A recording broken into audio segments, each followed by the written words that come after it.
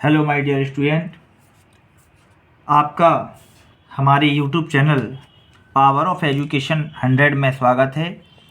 आज MP board का कक्षा 9th का वार्षिक जो एग्ज़ाम है उसका हिंदी का पेपर हो चुका है और मैं आप लोगों के लिए ये हिंदी पेपर का कक्षा 9th का संपूर्ण जो हल है इसमें 5 जो आपके क्वेश्चन थे ऑब्जेक्टिव टाइप उनके आंसर मैं बताने वाला हूँ कि किस छात्र के कितने ऑब्जेक्टिव सही निकलते हैं, क्योंकि ये जिसके जितने भी ऑब्जेक्टिव सही निकलेंगे यह निर्भर करेगा कि उसके नंबर कितने ज़्यादा हो जाएंगे।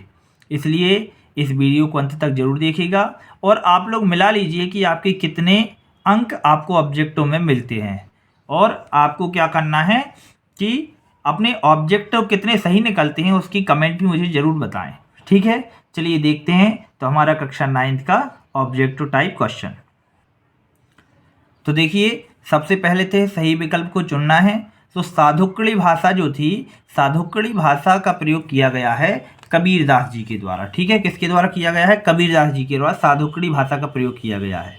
फिर हम बात करते हैं मेघ आए। मेघ आए जो रचना है, ये रचना है सर्वेश्वर दयाल सक्सेना की। किसकी है? सर्वेश्वर दयाल सक्सेना की रचना है। ठीक है, फिर हम देखते हैं कामायनी। कामायनी रचना, कामायनी क्या है? खंडकाव्य की महाकाव्य, तो ये है महाकाव्य है। ठीक है, कामायनी महाकाव्य है जिसे जयशंकर प्रसाद जी ने लिखा था। इसके बाद हम बात करते हैं कि ये झूरी के साले का नाम क्या था, तो इसका नाम क्या था? गया।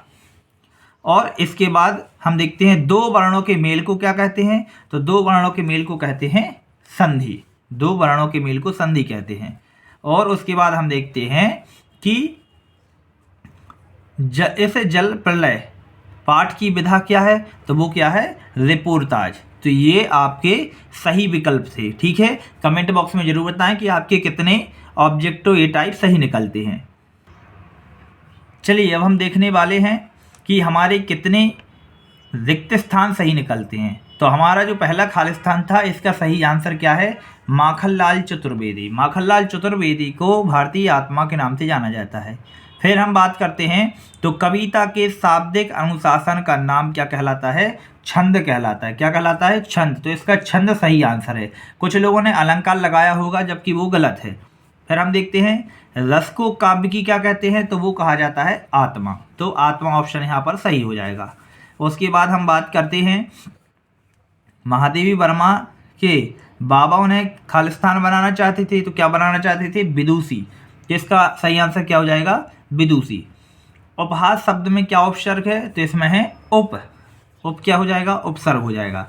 इसके बाद हम देखते हैं रीढ़ की हड्डी एकांकी में कुल कितने पात्र थे, तो इसका सही आंसर हो जाएगा 6 पात्र। ठीक है, कितने पात्र थे? 6 पात्र थे। अब हम देखते हैं सत्यासत्य। तो कबीर एक समाज सुधारक थे। कबीरदास जी जो एक समाज सुधारक थे, तो ये क्या हो जाएगा? सत्य हो जाएगा। ठीक है, इसके बाद हम देखते हैं अलंकारों का अनावश्यक प्रयोग कविता के सौंदर्य को कम कर देता है, तो ये बिल्कुल सही है। क्या हो जाएगा? सत्य है। फिर हम देखते हैं नेक्स्ट, डांडे तिब्बत की सबसे खतरे की जगह है, तो ये भी बिल्कुल सही हो जाएगा कि जो डांडे है वह तिब्बत की सबसे खतरे वाली जगह है, तो ये भी क्या हो जाएगा? सत्य हो जाएगा। उसके बाद हम देखते हैं श्यामा चरण दुबे का जन्म कहाँ पर हुआ है? उत्तर प्रदेश के बनारस में हुआ है, तो ये क्या हो जाएगा? गलत हो जाएगा, असत्य हो जाएगा, क्योंकि इनका जन्म मध्य प्रदेश के नरसिंहपुर में हुआ है। ठीक है, तो ये गलत हो जाएगा। हवा से बातें करने का अर्थ है तेज गति से भागना, तो ये भी सत्य हो जाएगा। फिर नानी के मन में देश की आज़ादी के प्रति जुनून था, तो ये बिल्कुल सत्य है। ठीक है, तो इसमें केवल आपका चौथा क्या हो जाएगा? असत्य, बाकी सभी क्या हो जाएंगे? सत्य हो जाएंगे। तो जिसने ऐसा लिखा है उनके सभी क्या हैं? सत्य हैं। ठीक है, उनको 6 में से 6 नंबर मिलेंगे। कमेंट बॉक्स में आपको ज़रूर बताना है कि आपके कितने नंबर का ऑब्जेक्टिव टाइप सही गए हुए हैं। चलिए देखते हैं जो चौथा प्रश्न था हमारा। तो चौथा प्रश्न क्या है? इसमें सही जोड़ियां हैं। तो लद्य, तो इसका जो फर्स्ट का है वो हो जाएगा कश्मीरी कवयित्री। ये जो हैं ये क्या है? कश्मीरी कवयित्री हैं।